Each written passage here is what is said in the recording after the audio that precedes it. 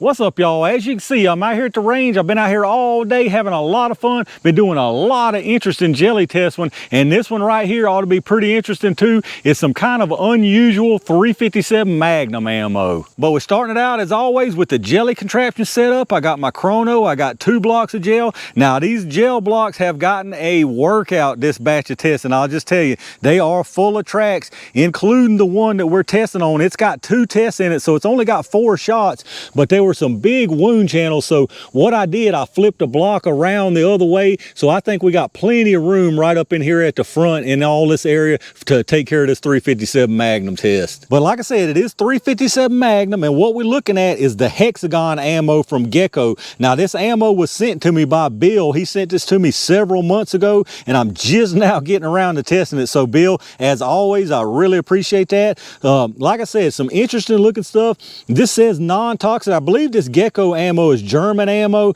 I'm thinking they're still in business. I'm not positive on all this info, but I do know I've seen this Hexagon loaded by different manufacturers lately. I want to say even Norma loads a Hexagon ammo load, but I'm not positive on that.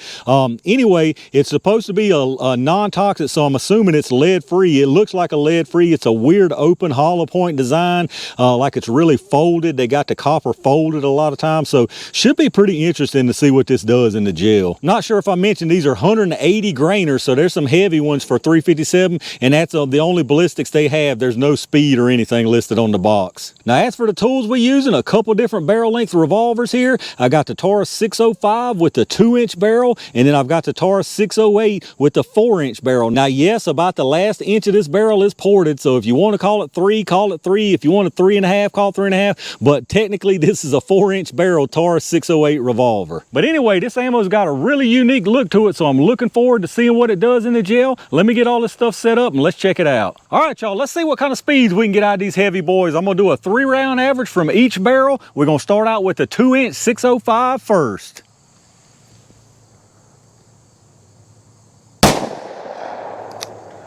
.896, 902,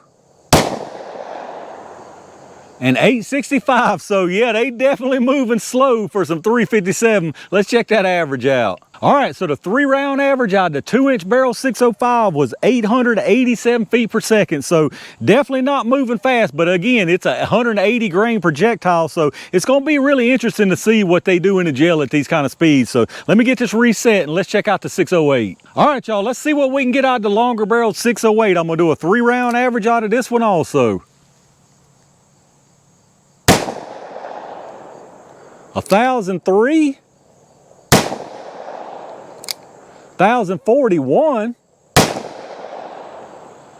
and 1,057. So it definitely kicked it on up a notch. Let's check the average out. All right, so out of the 4-inch barrel 608, we got 1,033 feet per second. And if you remember out of the 605, it was 887. So you're talking about 146 feet per second faster out of this 608. 146 feet per second faster is definitely a significant difference when you talk about under 1,000. So going to be very interesting to see what that does in the gel. Let me get this reset and y'all know what time it is.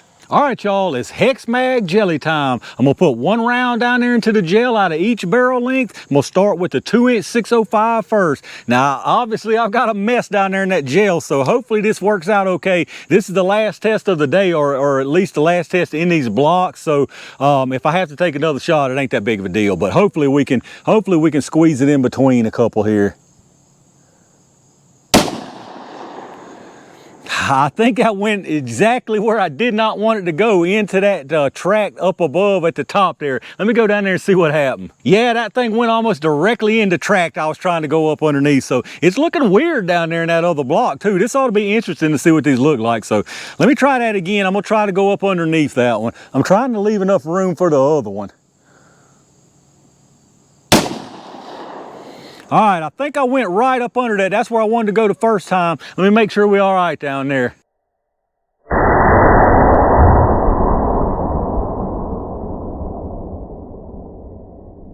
All right, y'all, that one right there will work for us. That's a weird looking wound channel out of that projectile, I can tell you that. So let's try the 608. I'm gonna try to go up under that one. This one's definitely gonna be even trickier just because I'm flirting with disaster with that wood down there. Ah, that one went too far to the left, went out the side. I can see that already. Let me get another round. Wouldn't you know, the last jelly test of the day is gonna be a pain in the butt. So let me try this one more time, y'all.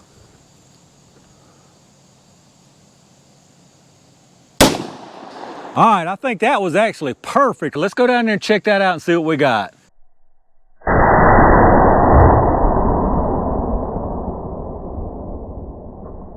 All right, y'all, let's take a look at what we got down here. It's sort of a mess, but these are some weird rounds anyway, the way they acted. Now, I don't think I mentioned at the beginning of this, these rounds are not marketed as expanding hollow point defensive type rounds. They're actually marketed towards increased accuracy over full metal jacket. So, you know, we shouldn't expect to see some crazy expansion and a defensive type performance out of these. I just did it out of curiosity, but we got a bunch of different tracks down here. Most of them have gone out of the picture, but I didn't want to back y'all up so far. This one right here, this is the first one. Well, the first good one. The first one we took went into that wound track there, kept on trucking, and this is the wound track from it, and it stopped right out here outside of y'all's picture. So the second one we took out of the 605, that's this one right here. Really weird looking wound track going on there. I can't tell what in the heck's going on. Just real shadowy, real light looking wound channel. It travels here, curves up a little bit, and stops right there, pokes into the second block, and then rebounds, and it's right there at the second block. It looks like the jacket has peeled off of whatever projectiles inside. Maybe these are lead, but I assume when it says non-toxic that it's lead free, so I'll pull it here and we'll check them out and see what it is. But anyway, that was the 605. Now the ones out of the 608, the first one was this very bottom one. It popped out the side, and then the second one that we kept, that's the one right above it. As you can see, you come in, definitely a little better wound channel than the 605, but still nothing to write home about.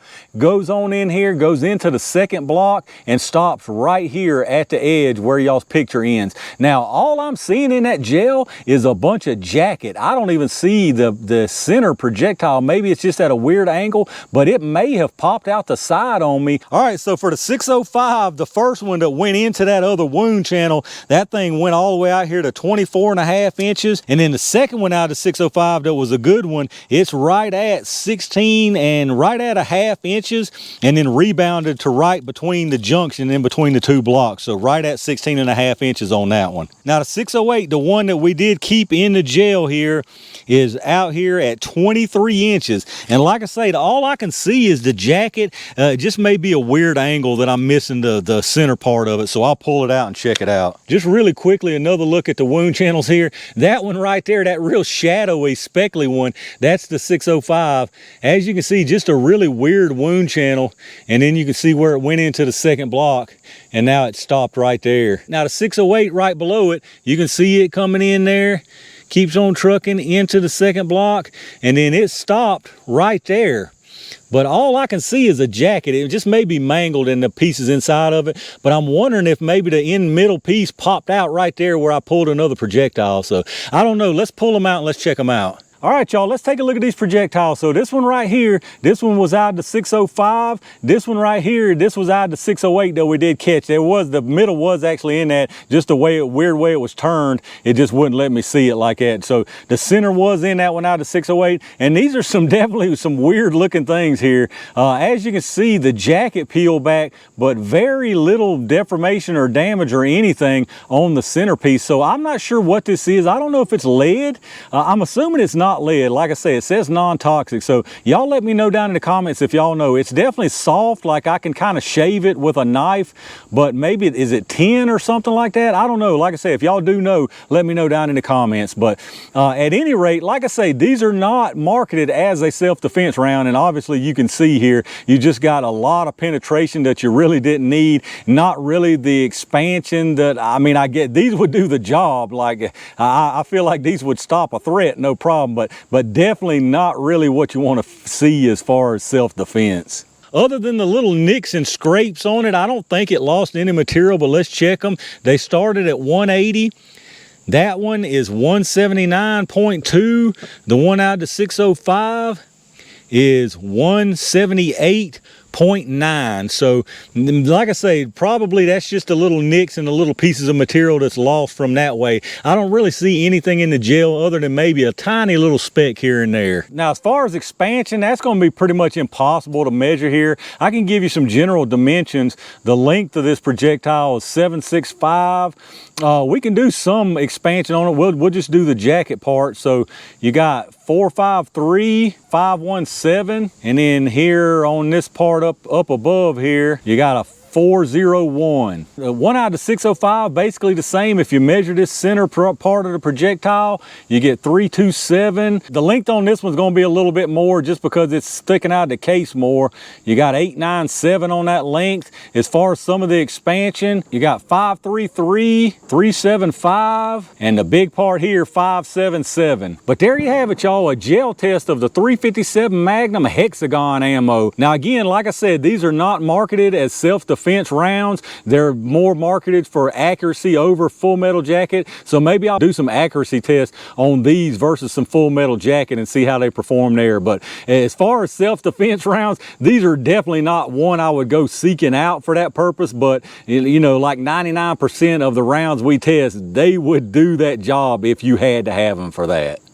All right, y'all, that right there is going to wrap up another pretty interesting 357 Magnum test. I actually started not to test these at all in the gel and just do some accuracy tests with them, but after I saw the projectile, I was just so curious to see what it would do in the gel that I couldn't help myself. But y'all let me know what y'all think about these things. Have any of y'all out there actually used these? And if you have, what did you use them for? What was the purpose of them? If you did enjoy this video, make sure you take a second, hit that thumbs up, subscribe to the channel, and click that bell notification icon so you can get notified when I upload new videos. Take a second, if you would, check out my affiliate links down below in the video description. You know the deal with that Amazon link. If you shop through Amazon anyway, hit that link up first. You go straight through Amazon like normal from there, and anything you buy anywhere on the site after that, I get a kickback from them towards the channel. If you're in the market for some good ear pro, like I always tell you, I absolutely love these GS Extreme earbuds, so hit those links up down below. You can save a bunch of money on those links instead of going straight through their site. I appreciate all my range game members for reaching down and hitting that join button, and every single one of y'all who shows support by watching my videos, hitting the thumbs up, hitting the subscribe button, and leave me those comments down below. Again, let me know what you think about this Hexagon ammo. I've got a ton of good stuff coming y'all's way, so make sure you stay tuned for that. And in the meantime, stay safe, stay prepared, and I'll see you soon.